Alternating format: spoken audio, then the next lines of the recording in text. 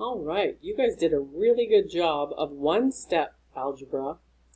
Let's try two-step algebra questions. One of the things about two-step algebra is it's always a good idea to collect like terms on either side of the castle wall. So if you had this, for instance, 8x minus 17 equals 31 plus 8, and your castle wall is here, it's always a good idea to collect like terms on either side of that castle wall. So like terms in this case on this side are these two things, both because they don't have any x's or y's with them. They're just numbers. You can add them together ahead of time before you try to move anything. So 31 plus 8 comes out to, 39. And we still have our minus 17 and our 8x over here, keeping those there. And so this is step 1, which is collect like terms.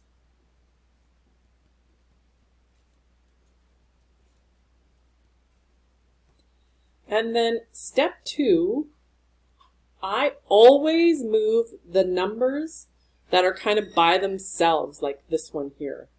I don't try to move the 8 because it's with the x. Move the numbers first. It makes everything easier. Move numbers first.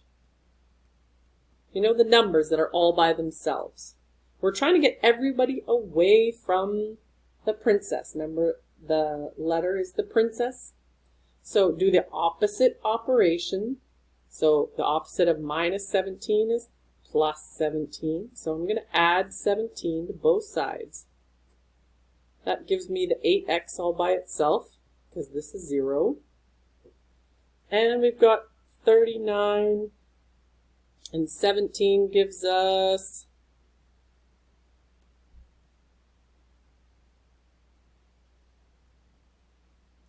56. So we have 8x equals 56. And remember, still doing the opposite operation. If we've got 8x, 8 times x, the opposite of times is divide. So divide by 8 on both sides. That leaves x by itself. And 56 divided by 8 is, you guessed it, 7. Excellent. So let's do the opposite operation, right? Do the opposite operation to get x by itself. Itself.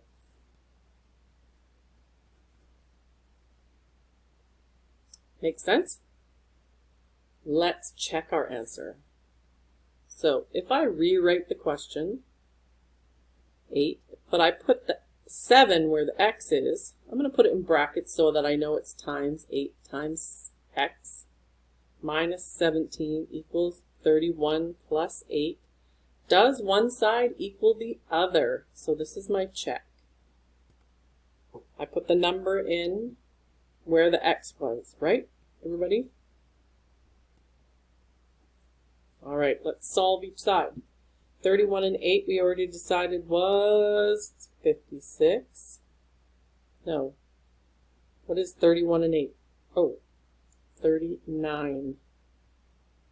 And then we've got 8 times 7 is 56. Minus 17 gives us minus 17. Borrow from over there. 9.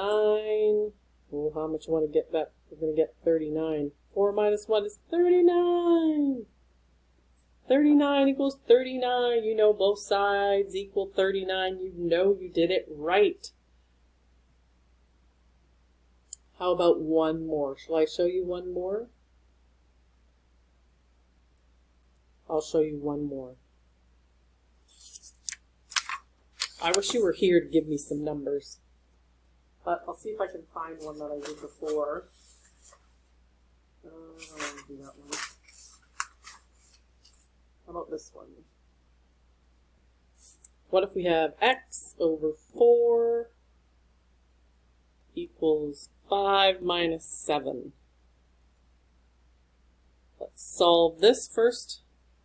So we've got x over 4 equals, what is 5 minus 7? Oh, don't forget, you can't turn these around. We all know about integers now. And we've got 5 on the number line. We're going to minus 7. 1, 2, 3, 4, 5, 6, 7. We're going to end up with negative 2. Oh, I'm going to put that in brackets so we don't lose that negative sign. Then what? Right now we've got x divided by 4 equals negative 2. So we're trying to get the princess by herself, right?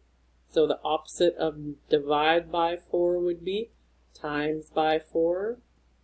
Times both sides by 4. Here's our castle wall. Those are gone. And negative 2 times 4. Ooh, don't forget those rules. It's, if we hate to love, that's still a bad thing. So we got negative, I'm going to put brackets around it so we don't lose it. 2 times 4 is 8. Negative 8. Let's check that. If we check, and the original question was, and I plug my 8 into here, negative 8 over 4 equals 5 minus 7. Negative 8 divided by 4 is negative 2. And 5 minus 7 is negative 2. Awesome. I'm going to put them in brackets so I don't lose those negative signs. Excellent. Thanks, gang.